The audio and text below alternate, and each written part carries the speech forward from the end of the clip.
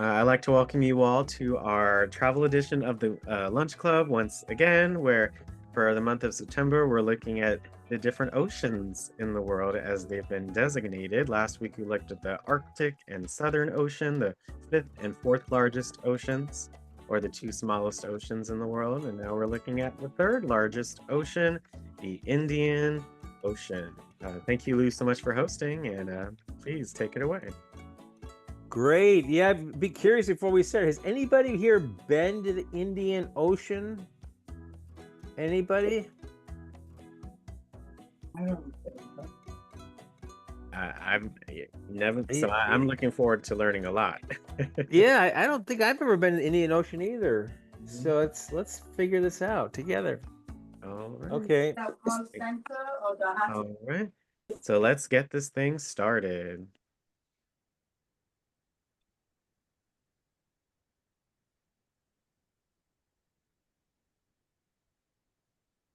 Lou, you there? Do I have control? No, Oh, you want me to? you're the host, Okay. right? Sorry. I was waiting for you to play it. The Indian Ocean is the champion of oceans. I never heard that before. Well, let's learn why. Alex?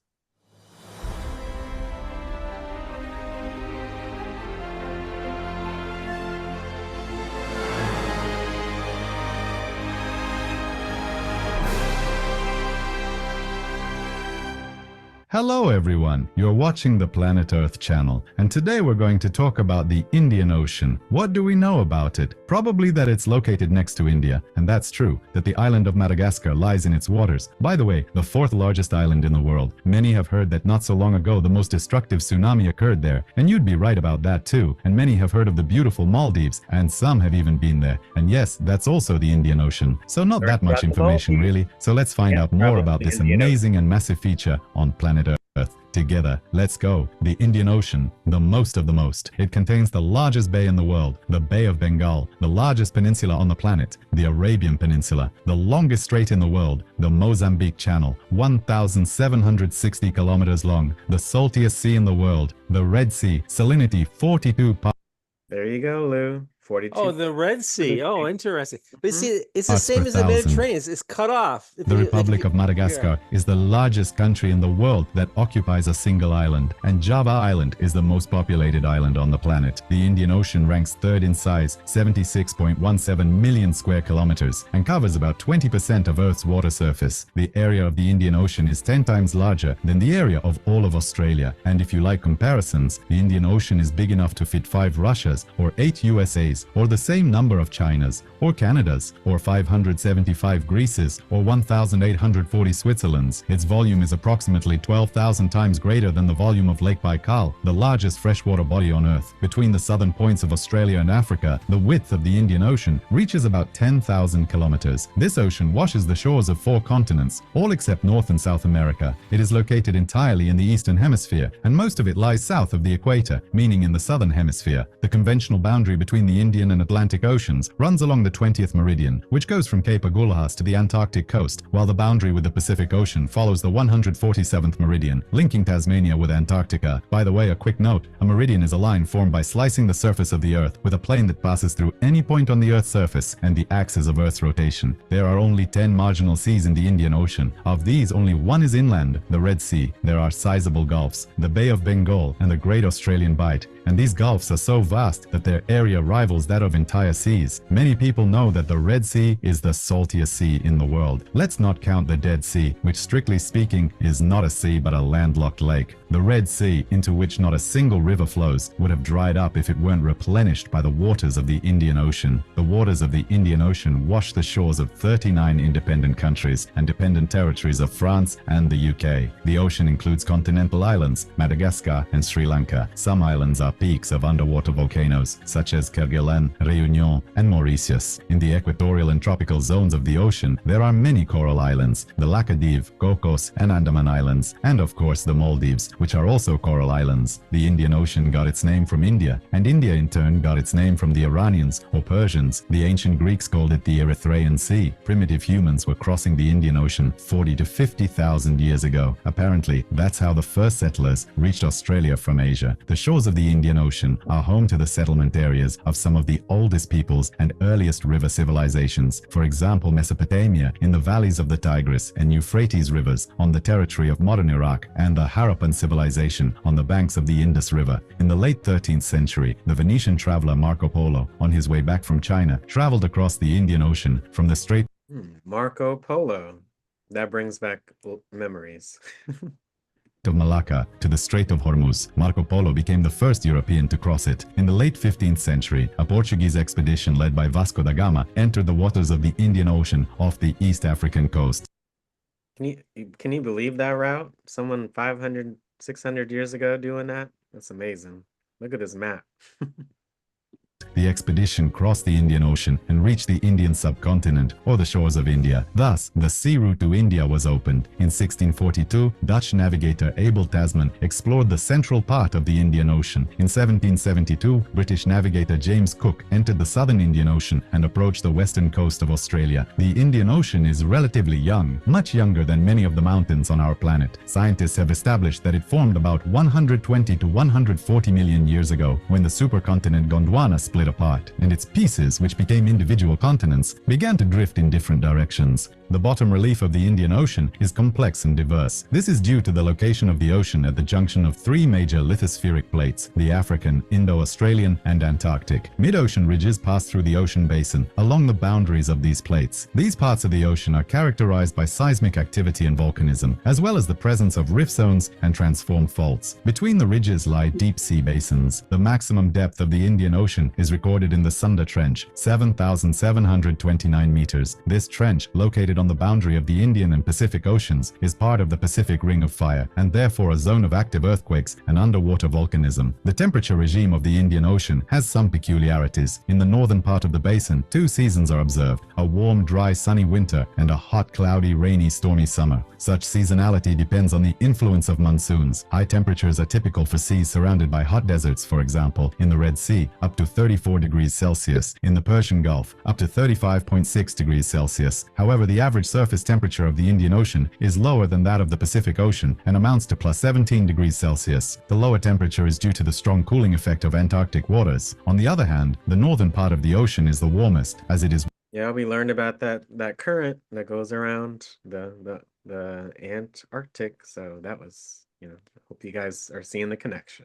Well heated and lacks an inflow of cold waters. Currents in the Indian Ocean have a special character. Monsoons have the greatest influence on the currents of the northern part of the Indian Ocean. The wind changes the direction of surface water movement depending on the season. The northern part of the Indian Ocean is the only region of the world ocean with such a clear seasonal change of currents. The most powerful current on our planet, the west wind drift, passes through the ocean basin. The speed of the current depends on wind strength and varies by season. The maximum speed, 20 to 30 miles per day, is observed near Kerguelen Island. The Indian Ocean is also famous for its tides. The height of tides in some of its areas breaks all records. On average, it is just a couple or 3 meters, but near the coast of India, near Mumbai, it can reach 5 to 6 meters, and near Australia, near the city of Darwin, even 7 to 8 meters. In the Indian Ocean grow brown algae, the longest in the world. However, they can be found in many places, and they are abundant in the Sargasso Sea, which is located in the Atlantic Ocean. But we will talk about that when we look at the Atlantic Ocean. In the Indian Ocean, near Mauritius, there is a unique underwater waterfall. More precisely, it would be better to call it a sandfall, as it consists of sand that streams down the slope of an underwater mountain. It looks absolutely incredible. The underwater world of the Indian Ocean is fascinating, diverse, and bright. Its warm waters abound with a large number of exotic plants and animals, which allows the third largest ocean to be called the most populated water space. In the waters of the Indian Ocean, among the incredibly beautiful coral structures, lives a huge number of brightly colored fish.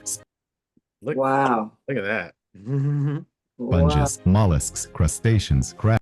Structures lives a huge number of brightly colored fish, sponges, mollusks, crustaceans, crabs, worms, starfish, urchins, turtles, glowing anchovies, and sailfish. Dangerous species for humans are also found here: octopuses, jellyfish, poisonous sea snakes, and sharks. It is the Indian Ocean that accounts for the largest number of shark attacks on humans. However, this still happens extremely rarely, only a few cases a year. So dear subscribers, please don't increase this statistic if you happen to swim in the waters of the Indian Ocean. In mangrove thickets lives the mud skipper, a fish that can spend a long time on land thanks to its special body structure. In the coastal waters you can find sardinellas, mullets, jacks, sea catfish. In the southern southern part live ice fish, white-blooded fish. In the tropical zones, you can encounter rare and unusual members of the siren family, dugongs and of course dolphins and whales. The largest ray, the manta ray, is also found in the Indian Ocean. Among birds, the most common are frigate birds and albatrosses. Among the endemics, the paradise flycatcher and the white-throated rail. On the southern coast of Africa and in Antarctica live penguins. Sometimes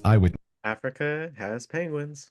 Witnesses have observed very strange phenomena on the ocean's surface, glowing circles. This phenomenon has not yet been properly studied, but most likely it is caused by colonies of bioluminescent microorganisms which have made the Indian Ocean their home. Did you know that scientists have discovered the birth of a new continent in the Indian Ocean? French and Australian geologists studied the composition of rocks in the southern part of the Indian Ocean and found that a new continent is forming there. Scientists conducted research on the Kerguelen Islands, which are located in the Indian Ocean not far from Antarctica. They show that granitic magma, continental crust, can form not only in subduction zones, but also in the middle of the ocean. This presumably is how continents are born. The authors proposed a hypothesis that the syenite massif of Kerguelen Island is, in essence, a continent embryo, which in millions of years will become a full-fledged landmass. And all we can do now is wait a bit. From the interesting facts about the Indian Ocean, an asteroid that killed the dinosaurs was found in the Indian Ocean. A huge mysterious basin, located near modern-day India, may be the largest crater in the history of our planet, formed by the collision of a large asteroid with Earth. A major meteorite fell into the Indian Ocean. Scientists from the University of Texas say that if their research is correct, this crater formed about 65 million years ago, and it may have caused a climate shift and dinosaur extinction, rather than the Chicxulub crater on the Yucatan Peninsula in Mexico. Today, the standard theory of dinosaur extinction is climate change caused by an asteroid hitting modern Mexico, but it turns out the dinosaurs were hit twice. Numerous transport routes pass through the Indian Ocean, but many are transit routes, beginning and ending outside the ocean itself. Shipping lanes in the Indian Ocean connect Europe and North America with the Middle East, Central and Far East, as well as Southeast Asia with Australia. In terms of shipping development, the Indian Ocean lags behind the Atlantic and Pacific Oceans, but it exceeds them in oil transport volumes, as the Persian Gulf is the world's main oil exporting region. Here is where the main flow of oil and petroleum products is concentrated, and this is the main environmental problem of the ocean. One of the main pollutants of the Indian Ocean is oil. It gets into the water due to accidents on coastal oil rigs and shipwrecks. In the Indian Ocean, more than in any other, rogue waves, also called killer waves or caprolas, are recorded. These are huge solitary waves, reaching heights of 15 to 20 meters. The highest chance of encountering them is near the coasts of Africa, in the western part of the ocean. It is reliably known that in June 1968, the American supertanker World Glory was sunk by a caprola, which broke it in two. The ship went to the bottom, taking 22 lives, and 49,000 tons of crude oil spilled into the sea. Everyone's heard stories about the Bermuda Triangle, but few know there is a similar area in the Indian Ocean, often called the Death Pocket. No anomalies have been discovered there, but many ships disappeared, and some were later found adrift without crews. Submarines and aircraft have also gone missing in the Death Pocket. Maybe it's pirates, maybe the Flying Dutchman, or maybe you have your own theory that no one else knows. But the fact remains that in 2004, an earthquake of magnitude 9.3 occurred in the Indian Ocean.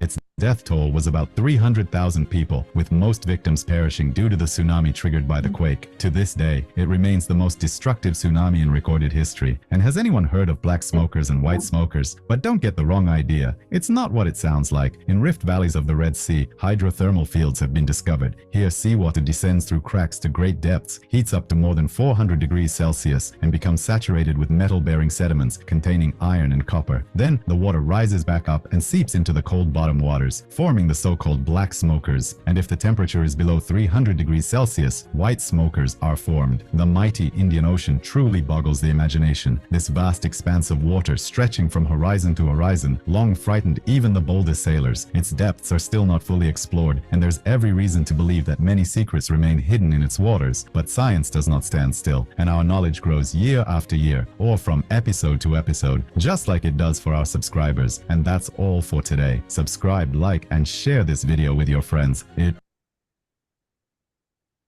There was a fact there, there was a fact there, there was a fact everywhere. My goodness, dinosaurs and Marco Polo and, history. Any thoughts on the video? What did you react to most? Well, I did some side research on some things. I had never heard about this crater off India killing the dinosaurs. So I went on Google, what it says was that crater was not caused by an asteroid strike off of India, Rather, it was created when the Chicxulub, the asteroid hit Mexico, sent shock waves around the planet, and there was a convergence on the opposite side of the planet that triggered volcanic activity. Those are all the research on Google says that's volcanic activity that contributed to the extinction of the dinosaurs. But the actual asteroid impact was the one in Mexico. And that corresponds with all the Discovery channels I've seen over the years of this shock quartz that came that covers the whole planet. It was only formed by an asteroid strike. And the shock quartz is traceable back to this Chicxulub crater, where the layer of shock quartz is the thickest. You can actually map it by the thickness of these shock quartz layers around the Earth. So I think that thing is a little bit off in its facts. All right, that was a Yeah, long time. it's still debated. I see here. So it's you know, that was millions of years ago. So, it's yeah, there's still more to learn. Maybe when they deep more into even more into the Indian Ocean, you'll get even more information. Yeah. And then one other fact I researched is the warmth of the Red Sea. I thought it was fascinating that no river flows into the Red Sea. I mean, I guess it's not surprising. It's all desert. And that makes sense why it's so much salt. But then I checked into the temperature of the Red Sea, and the maximum temperature of the Red Sea is about 94 degrees, and that's in the summer. And guess what other body's maximum temperature is 94 degrees in the summer? Gulf of Mexico. The Gulf is also 94 degrees. Well, look at that connection right there. I mean, Yeah. and it's really interesting. Thanks so much for sharing, Lou. Any other seniors, any thoughts on the video? Any facts that were interesting? Oh, well, Lou and Alex, they mentioned the Bermuda Triangle. Mm-hmm. And I understand that's where some ships and planes have mysteriously disappeared. Now, is that in the region of the Indian Ocean? In the video, they just mentioned it because it's similar to the dead zone or dead spot they mentioned in the video. So no, I don't think the Bermuda Triangle is in that region. I forgot. Yeah, it's in the North Atlantic, but they compared it so that they could talk about the dead spot in the Indian Ocean where. Oh, I see. But so that's. Mm-hmm. But you know what? That Malaysian air flight vanished over the Indian Ocean. Remember that flight about 5 years ago? The 777 that just disappeared over all people vanished, and that was over the Indian Ocean. Y'all remember that? That was a very big deal. I don't remember that, but 777 people perished. No, it was a Boeing 777. Yeah, a big wide body, and it just vanished. Oh, I see. Wow. Yeah, some folks got to remember that because that was a very big deal. Mm. Yeah. Yeah, it was March of 2014. Oh, yeah, 10 years. Wow, yeah. Looking at it, yeah. Do y'all remember that? The pilot made a left turn and then it was going from, I think it was going from Australia to China, and then it was going from Indonesia to China, and then all of a sudden he makes this left turn, and then the transponder is turned off, and then all of a sudden, but then he's still tracking and he's heading over the Indian Ocean, and then they never found the plane. All the passengers are presumed dead. Yeah. It came from Kuala Lumpur going to Beijing. 239 people on board. Yeah. That's probably the biggest mystery of aviation. Period. I mean, Amelia Earhart, flying, there's so many, you gotta, those people are brave riding those planes. Yeah, they found no wreckage or anything. Right. But this is like the most recent. But that's probably the biggest mystery in aviation when you think about it. Yeah. That many people to have vanished, because even the Bermuda Triangle, it was just maybe a few dozen here and there. Of course, that's terrible itself, but nothing like 200 and some odd people, and nothing like the size of a 777 just vanishing. Right. Yeah. And think of the families, they've never gotten any closure. Yeah. Yeah. Anyway.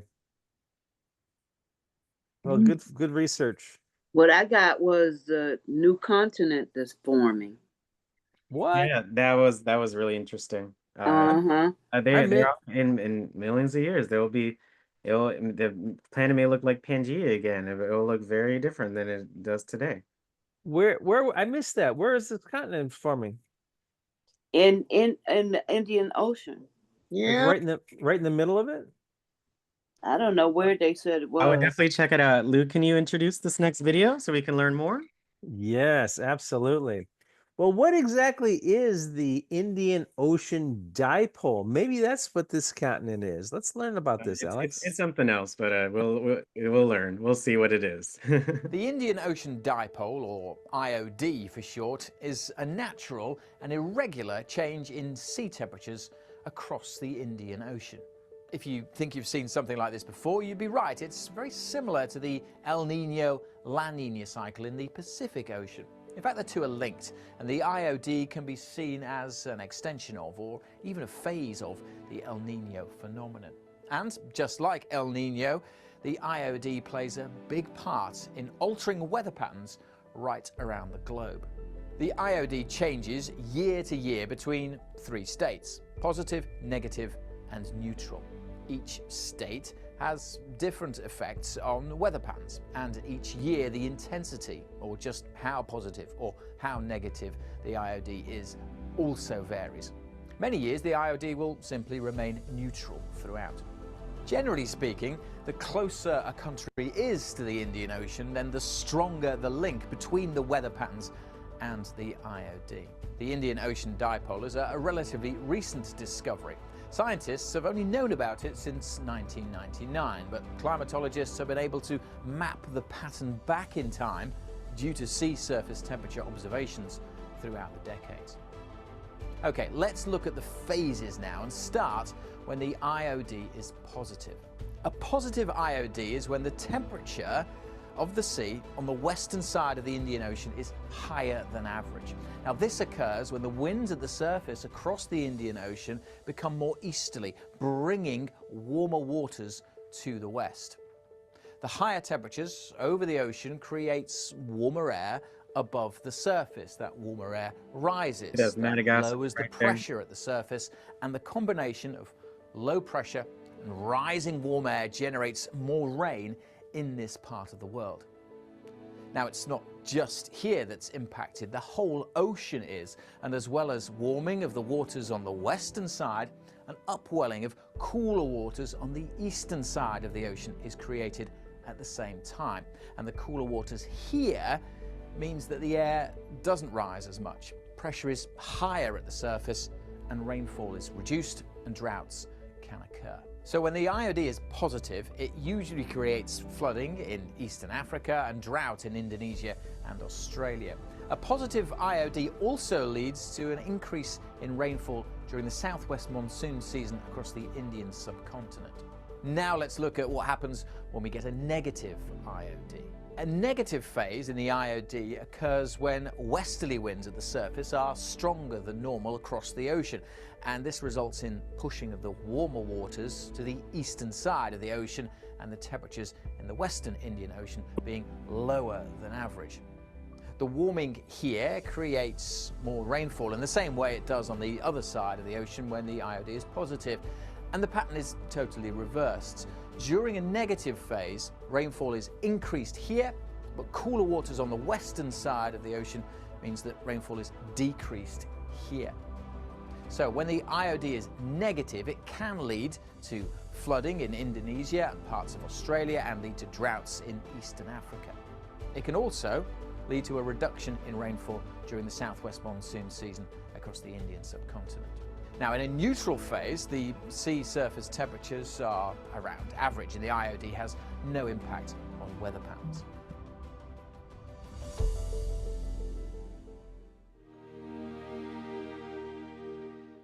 In the Northern Hemisphere autumn of 2019, the IOD was extremely positive, the highest ever recorded, in fact. Take a look at that. Real high 2019, 2020. This record-breaking IOD had huge impacts on the weather patterns across many countries. The resulting drought in Australia led to one of the most severe fire seasons on record. And meanwhile, in Africa, the excess rainfall created devastating floods, and the warming seas are also thought to have contributed to a severe locust season here. A recent study suggests that climate change is expected to increase the frequency of these extreme positive IOD years. Now, although the impacts of the IOD are felt more keenly across countries adjacent to the Indian Ocean, just like El Nino, the IOD can affect weather right around the globe. So, does the IOD affect UK weather? Well, actually, the Indian Ocean Dipole is just one of many global climate features that affect our weather here in the UK, and we call these our climate drivers. And the teleconnections between them are a really intense area of ongoing scientific research.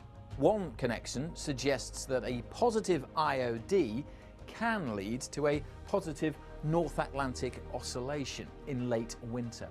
The North Atlantic Oscillation, or NAO, determines how much influence the Atlantic has on our weather.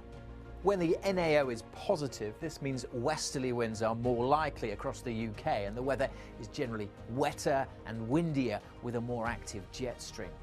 Although other factors were undoubtedly also at play, this is what was observed in early 2020, with February seeing a number of intense low-pressure systems crossing the country, resulting in the wettest February ever recorded and the 5th wettest month ever recorded across the UK.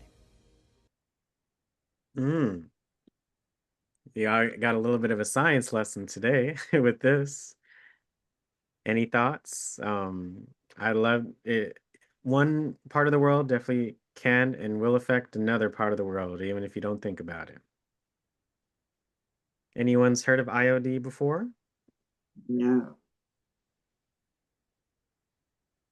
It sort of makes sense if you think about it. If the wind is blowing the water towards one side, then the weight of the water would push down, and then cold water would come up from the bottom on the other side. I mean, that sort of makes sense. Yeah, right before COVID, the drought and the drought in Africa and the heavy rains in India, and the drought contributed to the locusts and the population. That's I remember the fires in Australia. That was a big deal. So yeah, here you go. Positive IOD. Flooding in East Africa, drier Indonesia and Australia, and there's more likely of a chance of monsoonal rain. I don't remember the flooding in Africa, but no one was going there because we were all shut down with COVID then. No, it said Sudan. So Sudan, early 2020 flooding. Yeah, 2020 Sudan floods, severe record-breaking event caused by unusually rainy season overflowing. The Nile River overflowed. What? Yeah. Unusually overflowing Nile River tribute. Interesting. What does it? What does it say? Was there flooding in Kenya during that time? Does it say anything about Kenya? No, this is just about Sudan right here. But it affected more than 3 million people, more than 100 people dead, more than 100,000 homes destroyed. So it affected all over Sudan. That's so sad. 3-month national state of emergency. Okay. Remember they mentioned in the first video the tsunami? Oh yeah, I remember that. 2004. So yeah, I was actually involved in that. I was working for the Red Cross then. I was deploying people to Banda Aceh, Indonesia. Crazy tsunamis there. Hey, I just pulled this up. The 2020 East Africa floods were a natural disaster in Rwanda, Kenya, Somalia, Burundi, Ethiopia, Uganda, and the Congo. Yeah, all of East Africa. Yeah, that's amazing. I didn't know about that. I guess we didn't know about anything going on there during that COVID period.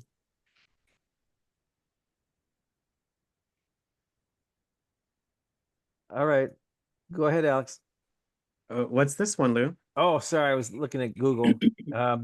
20 years later, the world honors oh my gosh, the victims of the 24. Yeah, there's some incredible videos here. It was the day after Christmas 2004, and resorts here in Thailand were busy with tourists. It was a beautiful day. We had gone kayaking that morning. We walked up to the beach, and it was a few steps up, about 6 steps.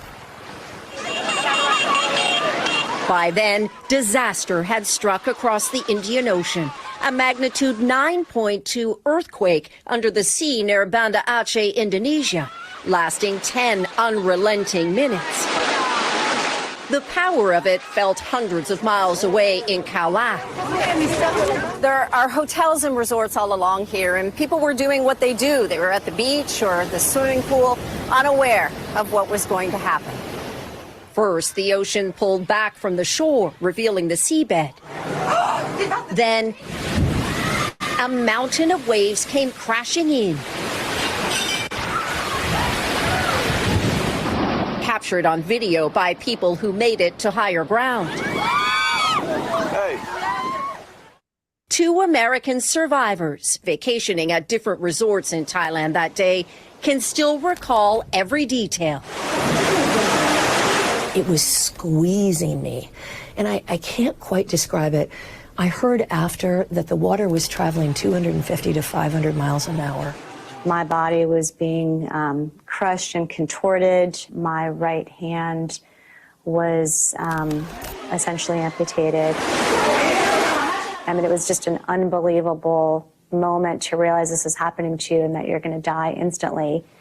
Wave after wave, at times higher than 100 feet, demolished coastal areas in 14 countries.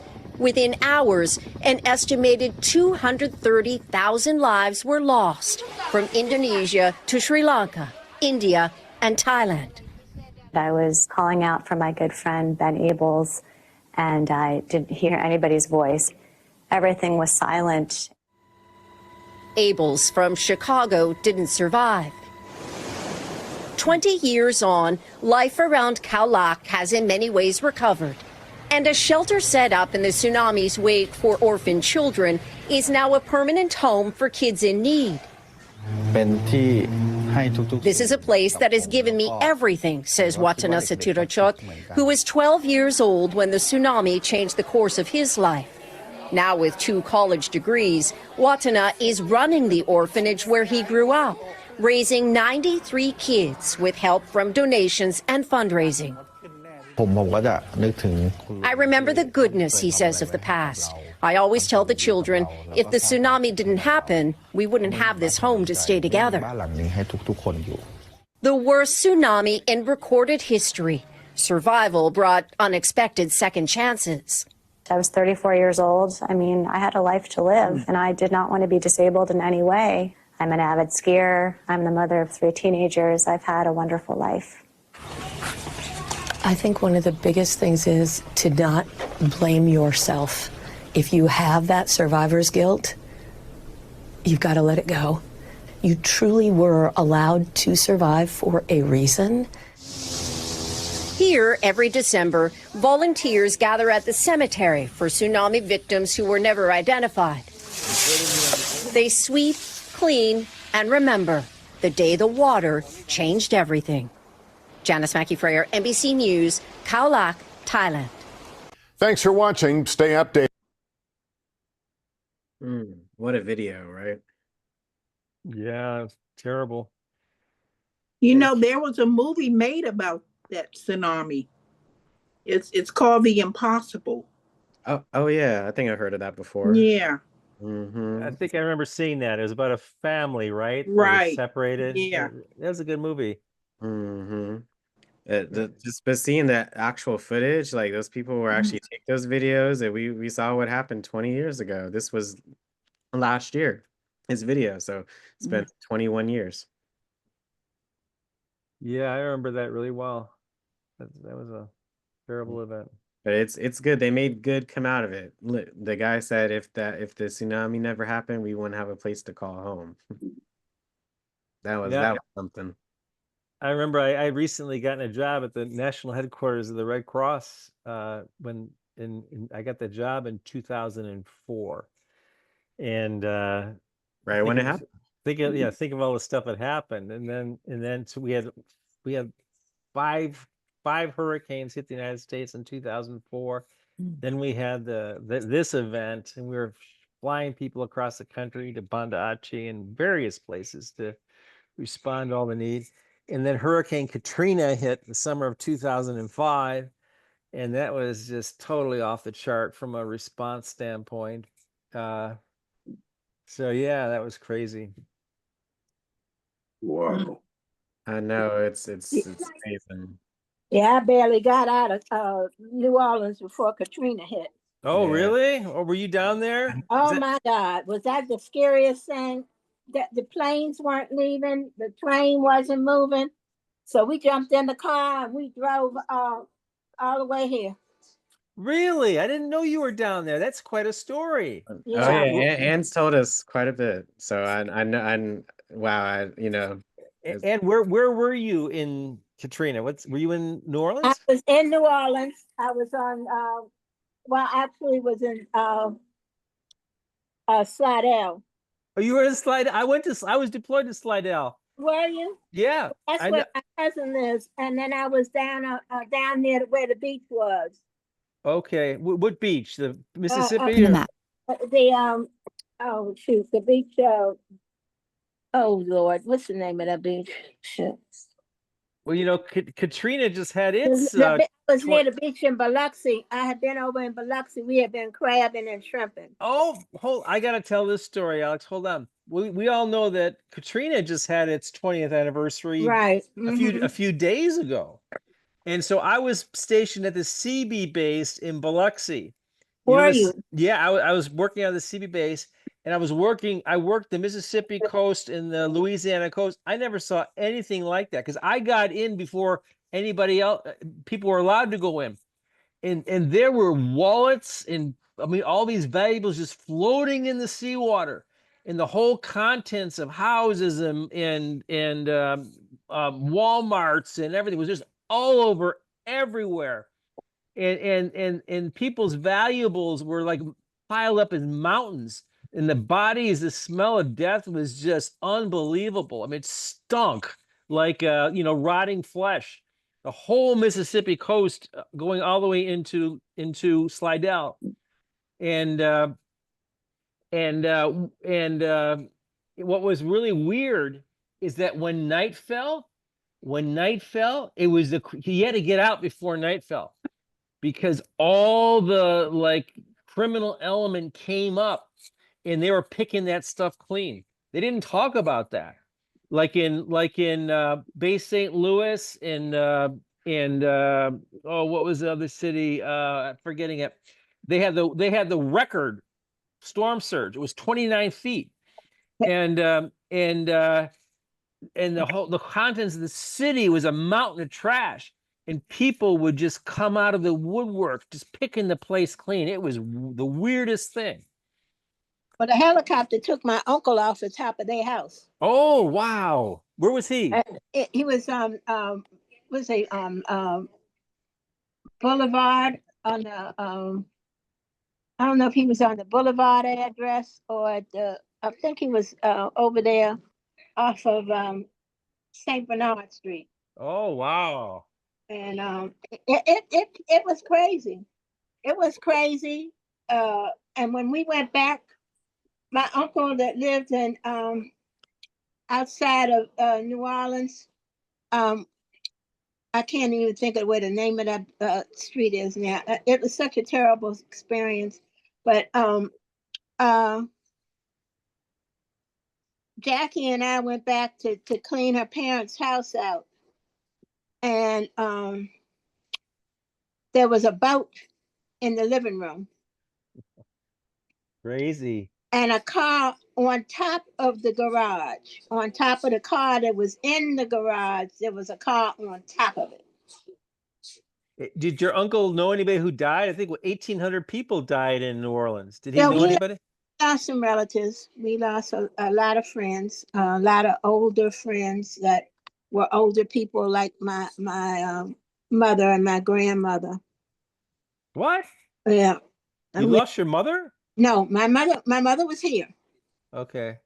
No, she had been there because my uncle was sick. And she had been there, and she had left the week before, and I had gone to Biloxi, and I come back, and they had said, but the crazy thing is that I got taken out of a boat down in the 9th Ward when Hazel came through.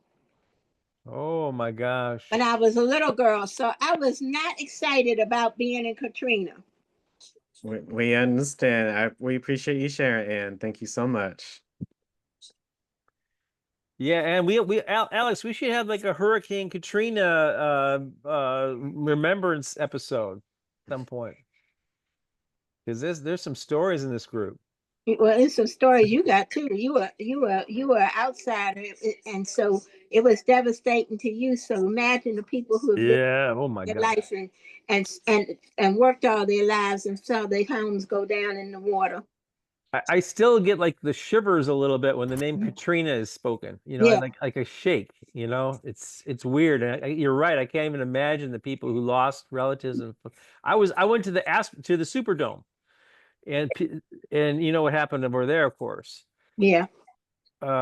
But yeah. Just imagine if you lost somebody or lived through that. Oh my gosh. Well, God bless you for being one of the people that was helping to save people. I give you kudos, and I will always remember that you were one of the people that was helping to save some of my people. Oh, thanks for that, Anna. Yeah, right now I even have tears in my eyes. Yeah, thank you, Ann. Hey, Lou, do you mind introducing this video? Oh, sorry. Yeah, China's power play. Oh, wow, we've got to learn about this. Absolutely, China's power play. Just a few minutes of this. This was June 5th, 2025. So wow. If you open a map that tracks ships, zoom in on the Indian Ocean, then turn on live tracking, the vital arteries of global commerce become obvious. Without access to it, trade between Europe, the Middle East, Africa, and Asia would basically grind to a halt. These are the choke points, the critical passages that fuel the world economy. For India, they're non-negotiable, carrying almost all its trade and energy. Since the Indian Ocean is named after India, it is quite integral to India's worldview. But it's also important to another giant. China is pouring billions into ports, infrastructure, and naval expansion. And that has India alarmed. China is not violating any international rules, and China is not infringing upon India's interests. Therefore, they have to change the mentality. What were once obscure specks in the vast Indian Ocean are now the silent targets in a looming struggle, one that could choke global trade and tilt the balance of power. There's increased competition between the US and China, between China and India as well, vying for influence within that. President Donald Trump's shift in foreign policy has cast uncertainty on the US's role in the region. I will put America first. And opened doors for China.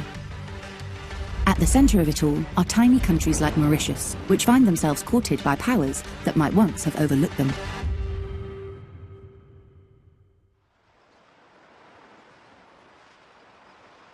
Mauritius is known for its beautiful white sand beaches, the lagoon, the great five-star hotels, and the hospitality of Mauritius. But it's more than that. Mauritius controls 2.3 million kilometers of economic exclusive zone in the Indian Ocean. It sits in the middle of the maritime trade, so it shows how strategic, important Mauritius economic zone is. Its heat sweetens those sugar canes on which the island's economy depends. When I was born, the country was living off sugarcane plantation. We saw a kind of a surge of interest from the early 2000s from China. It shifted from China to India, leveraging on the fact that Mauritius is also known as Little India or Chota Bharat, as we say. And these countries do help us, be it China, be it India. So it's helping the country to prosper. But just beyond these pristine shores, military bases. On the Agalega Islands, a territory governed by Mauritius, India has constructed a new airstrip to land surveillance aircraft, in large part to track Chinese activity. Meanwhile, Diego Garcia, another island Mauritius has sovereignty over, has proved strategic for US and UK military power, with a base there since the 1970s. When powers become global, one thing they want to do is kind of spec the globe with military bases to project power internationally. And when you think about that kind of network, it's something that China is starting to set its sights on. But China is not alone. India's Agalega base signals a shift in its global ambitions too, driven by economic expansion and tensions with China. India and China have had ties dating back millennia. They had a brief period of friendship in the 1950s, but the two countries fought a border war in 1962, and the relationship honestly has never quite recovered. It's characterized by deep mistrust, a deep sense of insecurity on Delhi's part. And in fact, in 2020, the two countries fought a series of border skirmishes, which resulted in loss of life on both sides.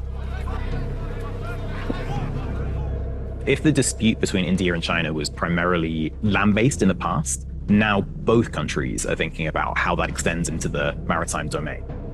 4 of the world's 6 most important maritime choke points are in the Indian Ocean, making it absolutely critical to global trade.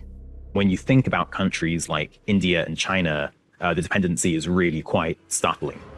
India relies on the ocean for something like 95% of its international trade, 80% of its energy. In fact, 40% of the world's offshore petroleum is found in the Indian Ocean, and nearly half of oil products transiting through these choke points are received by India and China. When Beijing looks at its energy security, its ability to procure oil, for example, it's very heavily dependent on the Middle East, to some extent Africa, and nearly all of that goes through this choke point called the Strait of Malacca. Blocking any of these routes would have a huge impact on global trade, creating a potential flashpoint for conflict. But China has seemingly been preparing. As part of its global Belt and Road Initiative, it has asserted its regional influence with multi-billion-dollar infrastructure investments across the Indian Ocean. You can see China's influence in infrastructure, the airport, the dam, the headquarters of the National Radio TV station. In Mauritius, they've also installed surveillance cameras made by Chinese telecom giant Huawei. You will find that all these projects are economic projects, which of course are welcomed by these countries. Alongside its aggressive military buildup in the South China Sea, China is also extending its reach into the Indian Ocean. Chinese warships have been sent on anti-piracy missions and billions funneled into 46 commercial ports, 36 of which can host naval vessels. On Africa's east coast, China built its first military base in Djibouti and is expanding its naval footprint in Cambodia, giving it the potential to project power from both sides of the Indian Ocean. The rate at which China is building ships, aircraft, missiles, you have actually a dramatic expansion of Chinese military power. It's a growing concern for Indian policymakers, who know the Indian Ocean is more than just a trade route. The idea that an external power, and these days it's increasingly Beijing that they're thinking of, could shut that down or somehow hinder it, is a really big threat to India's national security and its hopes of rising. 95% of international trade is maritime trade. It should not be anybody's privilege to have a so-called sphere of influence. That kind of mentality should be gone. This is 21st century. As China pushes in, the power that has dominated the Indian Ocean for decades is in retreat. We have more breaking news on this Friday night. Secretary of State Marco Rubio now ordering the U.S. to immediately stop almost all foreign aid and supplies, pending a review. The U.S. cuts to foreign assistance are like a gift to China. The U.S. had been investing aid in democracy promotion, protecting civil society, health, education, transparent economic development. Now that many of those programs have gone away, it really is allowing China an opportunity to come in and fill the gaps. While the US still controls more military installations than any other nation, with about 750 across at least 80 countries, President Trump's foreign policy has meant scaling back on global defense commitments. And that puts more pressure on the US base on Diego Garcia to counter China's growing presence. This is the only base where the U.S. has bombers in the Indo-Pacific region, aside from Guam. And it's an area where countries like India would not want the Chinese to get access and get a hold on. As a result, India is flexing its military might. Alongside the airstrip in Agalega, it has commissioned a new base on Minicoy Island and opened its first offshore military logistics hub at Duqm Port in Oman. It's also working harder to win hearts and minds around the Indian Ocean. We are at the main No, really interesting. Have you ever all thought about the connection between China and India and how again the Indian Ocean is like an M and that area right there it's being just figured out right now as we speak. Even in 2025. Any thoughts? Yeah, literally the Indian Ocean looks like an M right here. Oh, I never heard of this Strait of Malacca. I did some Google mapping while the video was playing, and it's right where Singapore is. And I never went there, and I don't know. I didn't realize that was a choke point. Yep. Any other thoughts? Any other thoughts? China, India. I'll share something I thought. You all know that Pamphile worked for Huawei, and he told me that they have those cameras, those Huawei cameras all over China.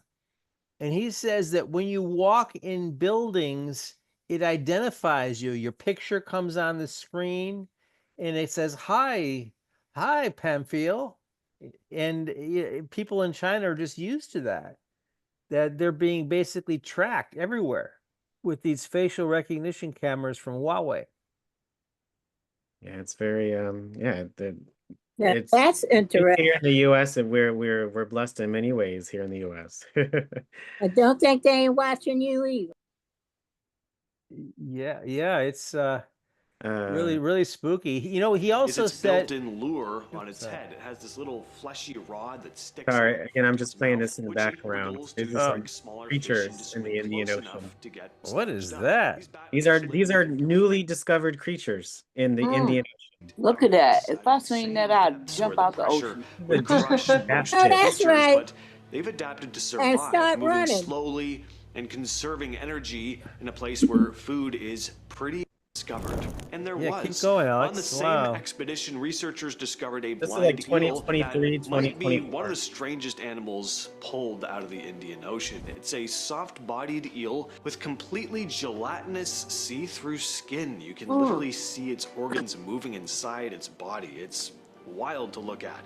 It has no eyes at all because down there where it lives, about 5 kilometers below the surface, there's no light, so vision really isn't much help. Instead, it uses chemical signals and touch to find its way around. And unlike most fish, this eel gives birth to live young instead of laying eggs, which is pretty unusual for deep-sea creatures. Scientists said it was probably No eggs, that it just gives birth to live young. Hey. Look at this. a brand new species Carnarvon flapjack octopus. called however the hell this is pronounced. I'll just go by its nickname, the Carnarvon flapjack octopus, which was officially named in May of 2025 after being pulled up during a 2022 research cruise around Western Australia's Cocos and Carnarvon Canyon Marine Parks. So these little guys are about 4 centimeters across, not much bigger than a golf ball. They're soft, squishy, almost see-through with bright red tentacles and huge eyes that stand out in the deep darkness. They don't swim like your average octopus. Instead, they sort of pulse through the water and they can flatten themselves to lie right on the sea floor. As you can see, they look kind of like pancakes, hence the name. Not a pancake I'd ever want to eat though. If I saw that on my plate, I'd be a little freaked out. In 2023, researchers working off the coast of Seychelles found 2 guitarfish species that were completely new to science. Guitarfish are weird looking to begin with. They got these flat bodies. Look at that thing. It's like a shark. Fish. And long snouts. It almost looks like someone mashed a shark and a stingray together. But these 2 new ones stood out Oh my gosh, look at it.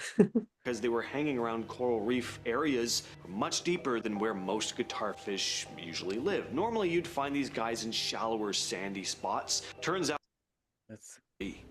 this next story is taking up 2 spots on the list. Deep down off the coast of Kerala, India, scientists recently discovered 2 new species of deep-sea eels. These ones live in the dark, crushing depths of the ocean. There's barely any light down there. One of the species belongs to a family of eel which hadn't been reported from Indian waters before. Both eels are long, thin, kind of creepy looking.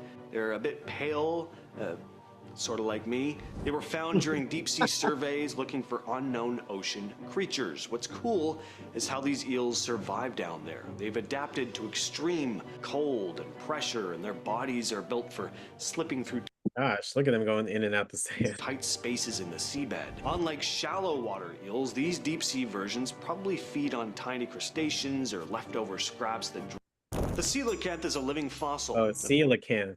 Oh yeah, I love these or coelacanths, these ancient fish. Fish that's been around for over 400 million years, practically unchanged. But what I'm talking about today is a relatively recent discovery, first identified off the coast of Sulawesi in Indonesia in the early 90s. Unlike its famous cousin found near Africa, the Indonesian coelacanth lives in deep underwater caves and volcanic slopes in the Indonesian archipelago. These fish are huge, sometimes reaching over 6 feet long, and have weird lobed fins that look more like limbs than typical fish fins. That's part of what makes them so interesting for scientists. They give them clues about how fish might have evolved into the first land animals. Coelacanths are nocturnal, spend most of the day hiding in caves.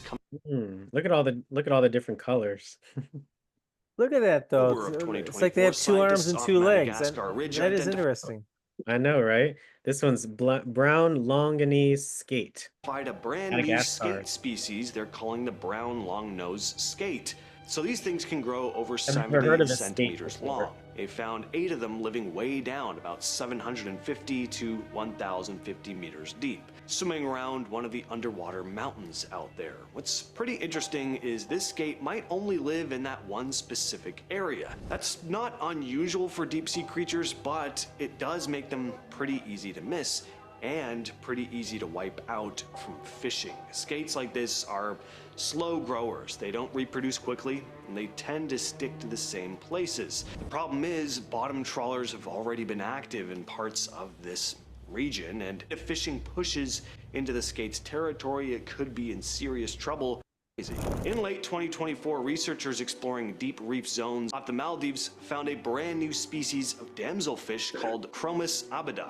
It's a small, pale fish with this soft bluish shimmer to it. It's not the kind of thing that jumps out at you underwater. It blends in so well, which is probably why nobody noticed it until now. The fish was found hanging around mesophotic reefs, which are deep parts of the ocean where some sunlight still reaches, but not nearly as much as shallow reefs. Of course, they're also deeper than most people dive, usually about 100 to 150 meters down. These reef zones don't get a lot of attention, but they're packed with life. Scientists in and out of cracks in the reef and hiding near sponges, staying away from predators. But the fact that such a common fish went unnoticed this long really makes you wonder how many other creatures are living down there, totally off ones.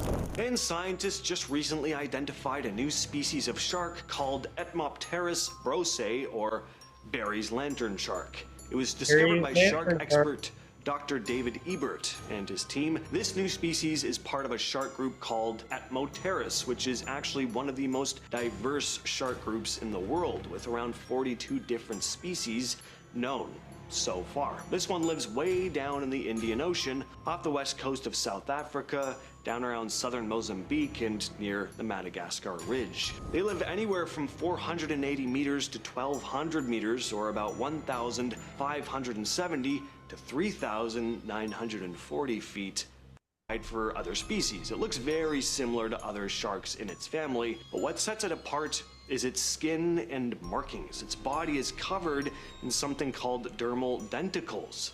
So these are tiny tooth-like scales that protect its body. On this shark, the denticles are especially thick and packed tightly around the base of its dorsal fin. It also has a cool setup on the underside of its snout, a patch of tiny receptors called ampullae.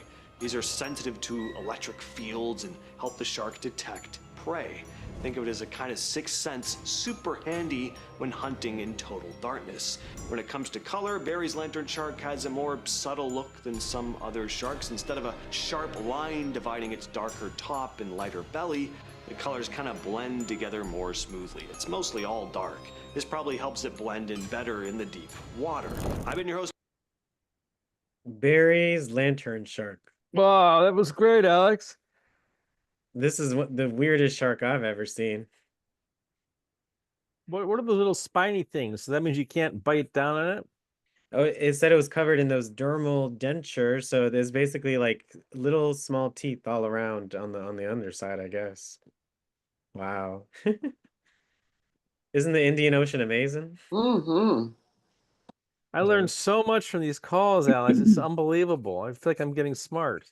I love the pancake flapjack octopus. That's adorable. Literally looks like a pancake. This octopus is crazy right here. Look at those tentacles. It looks yeah, it looks almost good enough to eat. Eelfish, look, but you could see its whole body through it. Like it's so see-through. Eel. And the first one, the batfish. That was the funniest. That is crazy looking. It looks like a human face. It does. Thanks, Keith. Oh yes. So today we learned about a little bit of India and China. Today we learned about some of the It was a creatures. great birthday for Pam. Oh, whose birthday is it? Was that Ron? Thank you so much. No, it's okay. We learned about some history 20 years ago, about the tsunami. We learned about the dipole in the Indian Ocean and a lot of different facts. Everything from Marco Polo to craters to the Red Sea to everything in between. Well, Alex, I gotta go get some Centrum. All right. Well, thank you all so much for joining. We have module 2 coming up in a bit, but Lou and seniors, I hope you all learned a lot and look forward to our next session next week on another ocean. So thank you so much, Lou, and thank you. Thanks, Alex. Thanks, everybody. Thanks a lot. Thanks, Great everybody. session. Thanks you. Thank you so Bye, much. everybody. Bye. Thank you. Thank you.